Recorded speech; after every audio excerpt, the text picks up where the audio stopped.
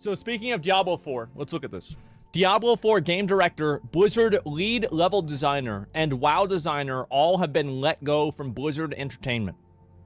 We have several more high-profile Blizzard Entertainment departures this week, with Diablo 4 game director Luis Barriga, Blizzard lead game designer Jesse McCree, and World of Warcraft designer Jonathan LeCraft let go from the company. This news was first broken by Kotaku, who wrote the following. Diablo 4 game director were let go from Blizzard, two sources from knowledge. Spokesperson for Activision Blizzard confirmed the departures in an email. We can confirm that Luis Barriga, Jesse, McCree, and Jonathan are no longer with the company. That's crazy.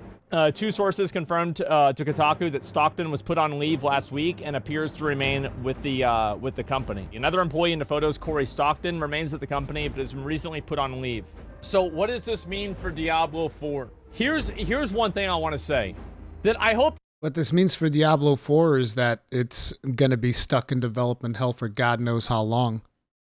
They don't change McCree's name in Overwatch. Like, that, in my opinion, would just be stupid. Like, I don't want to see them change McCree's name. Like, it's one thing, like, at first... like, McCree is, like, an existing character with, like, a narrative around it. Like, the Alex Afrasiabi, like, fucking NPCs have no... There's no, like, nuance around them. It's just, like, a character with his name. So, if you do that, I just think that it's weird, and it's like you're trying to, like, hide it, and you're, like, retconning things in order to, like, not look like this is what happened.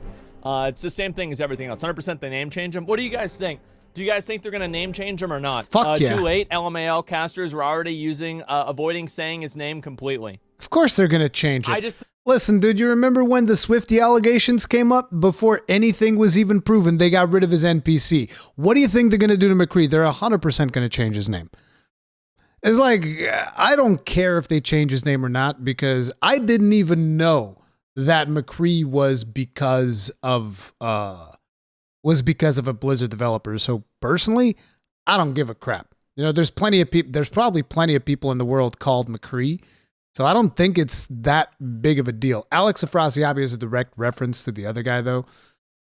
You know, Jesse McCree is obviously a direct reference to this developer as well. But like Asmon said, there is a story behind it. But they're going to change it. Either way, I don't really care that much because, I mean, let's be real. Overwatch story. Yeah, right. Like, do people actually care about the Overwatch lore? Is that a thing?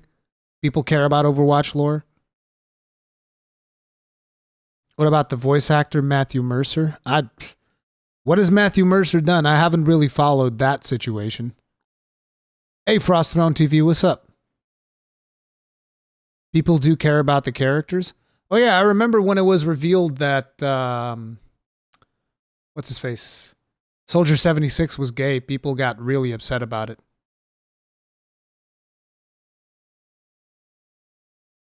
I didn't really think it was a big deal, but I seem to remember that they announced that Soldier 76 was gay to obfuscate something else. I seem to remember that they announced that to cover up some other scandal that had happened. Wasn't that the case? I'm pretty sure that there was like something really bad going on in Blizzard, and then suddenly they just played but Soldier 76 is gay card. I seem to remember that, no, Tracer is also a lesbian. But Soldier 70, I remember that there was something happening within Blizzard at the time, and then suddenly they just said, but Soldier 76 is gay. It was kind of like a cover-up. Again, I don't really care. It's like, I'm not playing these games thinking like, oh man, I'd love to bang Tracer. That's not what I'm thinking when I'm playing Overwatch. Why do we need to know every character's sexual preference? We don't, but I don't mind that they reveal it. I don't care either way. It's whatever. Do whatever you want. I really don't care. It's not really a big deal. But I do remember that it was to cover up something else. I think it's stupid. Like, that's the kind of stuff where it's like, the guy's name is like, yeah, it was originally named after this guy that was an asshole, and that's not really what he is. An like, asshole. The character is now evolved from that. I don't know. Like, that's the way I see it. Yeah, I think it's just like, that's the kind of stuff. It feels like performative, and it's not really, it doesn't really do anybody any favors at all, in my opinion. Who cares? Yeah, I don't think it really matters that much to me. That's the kind of stuff that I don't really care about a whole lot. But regardless, yeah, I did hear about like some of the Overwatch casters like trying to like not say McCree's name, which is just like, it's just so like trying to not say his name. Like, it sounds like middle school, man. Like, it's like, could have been mandated by Blizzard. Like, what happens? Do you say his name 3 times and he comes back? Like, what is this, fucking Voldemort or Beetlejuice? Like, what is this? Like, stop. Stop being weird. It's just crazy. He who must not be named. Yeah, exactly. So what does this mean for Diablo 4? What does it mean? I don't think it really means much of anything, to be honest with you. I really don't. I think that it's the same thing as like in WoW. Like, I'll give you an example. Many of you guys have probably had like a raid leader leave or a important person in your guild leave. And then the guild might have felt a little bit different, but it didn't really change course. And changing or losing one person, even if they're in a very important role, usually, doesn't necessarily change the course or change the outcome of a project or any sort of a team. And I don't think that this necessarily spells disaster for Diablo 4. And of course, like, what you're assuming is that the person that replaces him is going to be worse. Like, that's the assumption, but that could actually just not be true. He could be fucking it up, and they could bring somebody in who does a better job, and the game would have been better than it ever would have been if he was in charge with it. So I don't really think... That is incredibly optimistic. Asmon, come on, dude. They could bring somebody in that'll be way better. Yeah. They could also be bringing somebody in that has no idea what the fuck he's doing, which is what has been happening with World of Warcraft, right? Remember how, I don't remember who it was that said, I think it might have even been Asmongold. It was either Asmongold or Bellylark, because those are the two that I watched the most, who said that, like, didn't he and Azakostas got promoted from his position of, like, raid and encounter designer to be whatever senior World of Warcraft director, whatever the crap, right? And that is one of the reasons why World of Warcraft is doing worse, because they promoted someone who actually is maybe not classified as properly classified to do that job. And isn't that like a pattern within Blizzard of them constantly promoting the wrong people to the wrong position? Like, these are people who are very skilled at a specific thing. And, you know, due to the fact that there's no new blood in the company, they just keep promoting these people to higher positions that they're maybe not as qualified or not as passionate about to perform. You know, isn't that a thing? So it's like, I don't think it's just gonna be like, oh yeah, they're gonna bring somebody new and it's gonna be way better. I don't necessarily agree with that, but hey, it could happen if you want to be really optimistic. But, you know, given their current track record, I wouldn't bet on it. This means a whole lot. Guilds die whenever the guild leader leaves. I don't know. We're talking about Diablo 4. Like, we've had so many guild leaders leave and shit like that.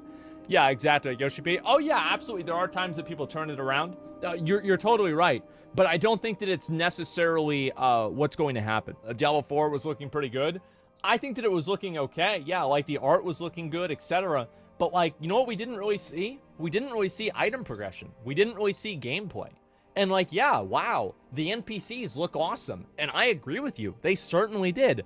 But who gives a shit about what the NPCs look like if the game's bad? So I'm waiting to see a lot more of that. And then whenever that comes out, then I'll have a much more defined opinion about where I think things are going to go from there. That's what I think. And also, I want to say again, the person that replaces him could be better. Like, they could definitely be better than him. They can also be worse. I don't think that it's impossible for that to be the case. There's been a lot of people, obviously, that, sure, it's possible, right? I mean, like, I don't know. It's definitely possible. And listen, like, here's the way I look at it, right? So this guy, let's use a little bit of logic here, okay? I know I'm getting caps here, but listen to this. This guy is the lead director because he's been at the company for a long time. Diablo 3, Reaper of Souls, was fucking garbage. Wait. Reaper of Souls was garbage? I mean, the story, yes, but like Reaper of Souls fixed Diablo 3. What the fuck?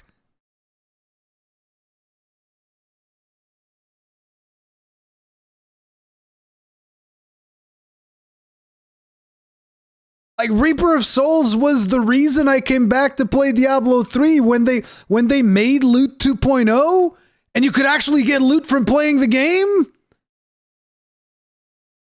What do you? Did I hear that right? Like, what the fuck? Definitely be better than him. And I don't think that it's impossible for that to be the case. There's been a lot of people, obviously, that, sure, it's possible, right? I mean, like, I don't know. It's definitely possible.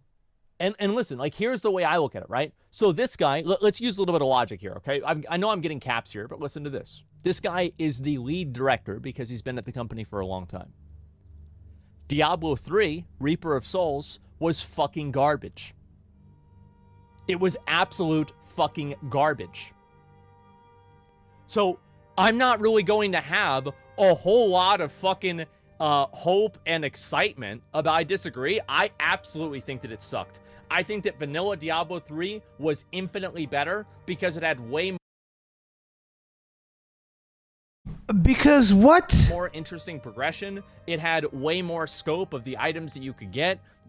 Things were tradable, and you were able. The game had way more replayability. I'll say this: vanilla D3 had way more replayability than Reaper of Souls did.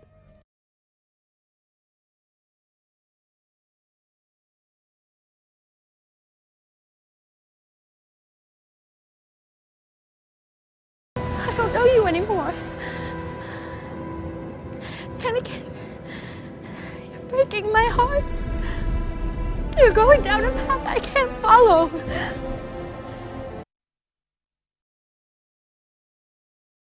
Reaper of Souls was dead in like a month, man. Because you couldn't trade anything, you couldn't really advance your character, you were just stuck basically playing a slot machine over and over and over that you really had no control over, repeating the exact same in-game content. Where was your control in Diablo 3? I remember playing Diablo 3, the only thing I could do was farm gold and go to the fucking auction house because nothing ever fucking dropped. I'm not kidding. I've played Diablo 3 for hours on hours. I never got anything more than fucking blue items. I never got a single fucking yellow. What are we talking about?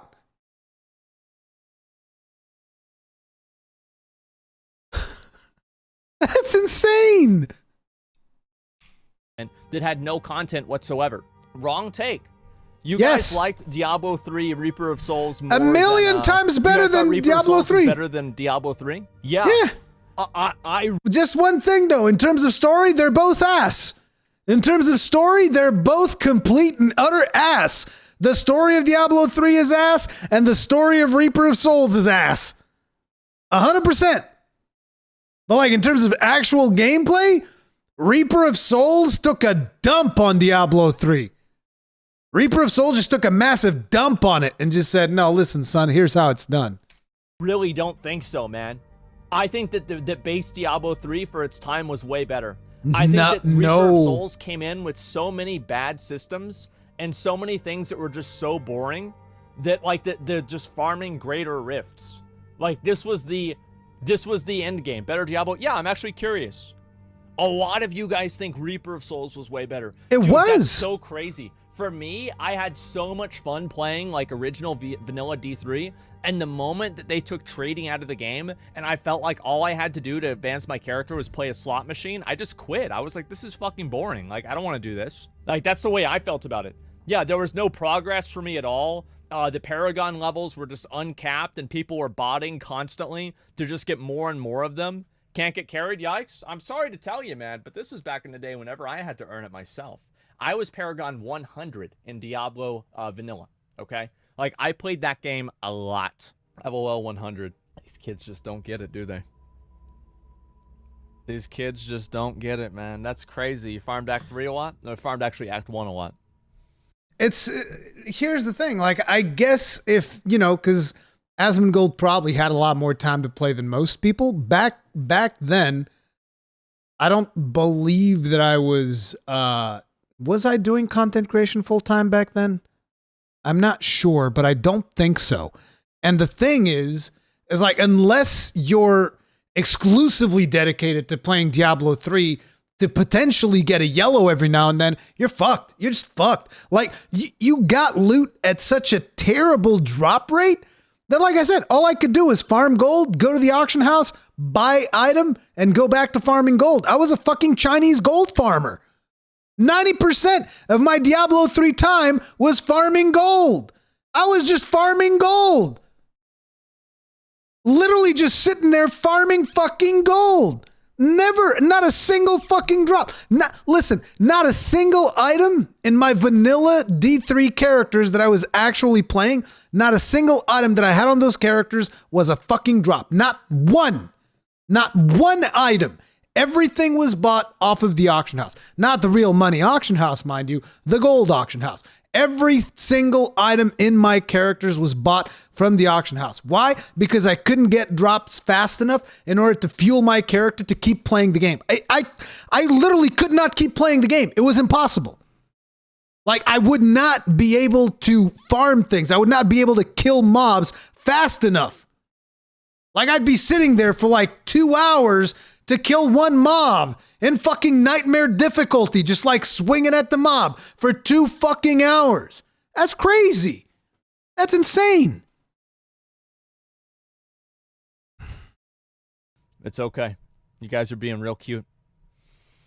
Yeah, I was Paragon 100. It was a big deal back then. I know, obviously you get Paragon 100 now by logging in. But back in my day, Paragon 100 used to mean something. Back in my day, you saw somebody with Paragon 100, you knew whenever they joined your group, they were going to do a lot of damage. Yeah, I'll tell you something. That's the way it used to be. All right, so yeah, either way, I think that this is does not necessarily spell disaster for Diablo 4. It spells concern, though. I would absolutely say that. D3 Paragon only came in Reaper of Souls. Paragon system was added to the game after release to provide more in-game content for players who had reached the level cap. Paragon 1.0. Further experience gained towards counter, which were 100. Yep, he's actually right. He is actually right. Paragon 2.0 is an updated version of the Paragon system released as part of the pre-patch to Reaper of Souls. Yeah, so there was a Paragon system in the original Diablo. And D3 Paragon, the pre-patch allowed the Paragon levels for your characters to be account-wide. Oh, man. You guys didn't spend all day watching Kripparrian. I can tell. It's disappointing. What's up, y'all? It's me, it's your boy Asmongold. You know, people have been asking me, when are you going to make a Diablo video? And you know, I figure, how about right now? There it is. This is my main character. Wizard, Paragon 100. Not to brag.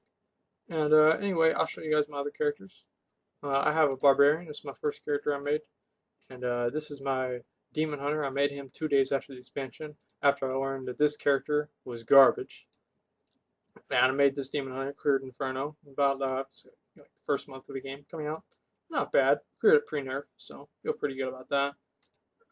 Witch Doctor, he doesn't have the gear because all the gear is on the Wizard. And I also have some other terrible characters, and I have a Barbarian on Hardcore that I've actually cleared Hardcore Inferno on. Was not really that hard. Humble brag.